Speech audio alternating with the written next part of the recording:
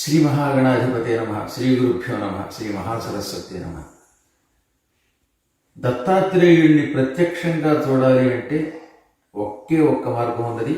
అదే మా గురువులు, మా దైవం, మా సమస్తమైన శ్రీ శ్రీ శ్రీ గణపతి సచ్చిదానంద దర్శనం. స్వామివారిని చూస్తే ఇంక దత్తాత్రేయుని చూడడానికి ఎక్కడికి వెళ్ళక్కర్లేదు.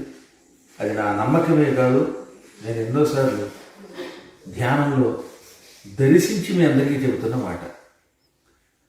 అటువంటి మన దైవం, మన సద్గురు శ్రీ గణపతి సచ్చిదానంద స్వామి వారికి గురువందన కార్యక్రమం హైదరాబాద్లో ఏర్పాటు చేశారు. దర్శనం వారు చాలా సంతోషం కలిగింది నాకు. నేనేమో భాగవత సప్తాహ దీక్షలో టెక్సాస్ రాష్ట్రంలో ఉన్న ఆస్టిన్లో ఉన్నాను. 19వ తారీఖు వరకు ఇక్కడ ఉండి 20వ తారీఖు నాడు డాలస్ వెళ్ళి, డాలస్లో కూడా మా స్వామివారి పీఠం ఉన్నది, అక్కడ కార్యసిద్ధి హనుమంతుడి గుడి, అందులో ఉపన్యాసం చెప్పి 21న బయలుదేరి వస్తున్నాను. నేను ప్రత్యక్షంగా అందులో పాల్గొలేకపోయినా నా హృదయంలో నా దైవం ఉంటాడు కనుక ఆయనకి ఎక్కడి నుంచి నమస్కారం చేస్తున్నాను. మీరందరూ కూడా అదృష్టవంతులు, తప్పనిసరిగా వెళ్ళండి.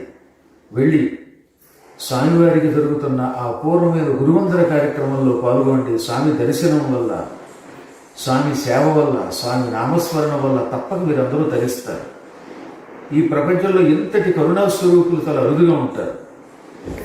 ఆనాడు దత్తాత్రేయుడు ఇవ్వడం మొదలు పెడితే పుచ్చుకోవడానికి కార్తవీర్యార్జునుడికి 2 చేతులు సరిపోక 1000 చేతులు కావాల్సి వచ్చింది. అలాగే ఈయన కరుణను పుచ్చుకోవడానికి కూడా మీరంతా సహస్ర శీర్షులు, సహస్రాక్షులు, సహస్రపాదులై వెళ్ళండి.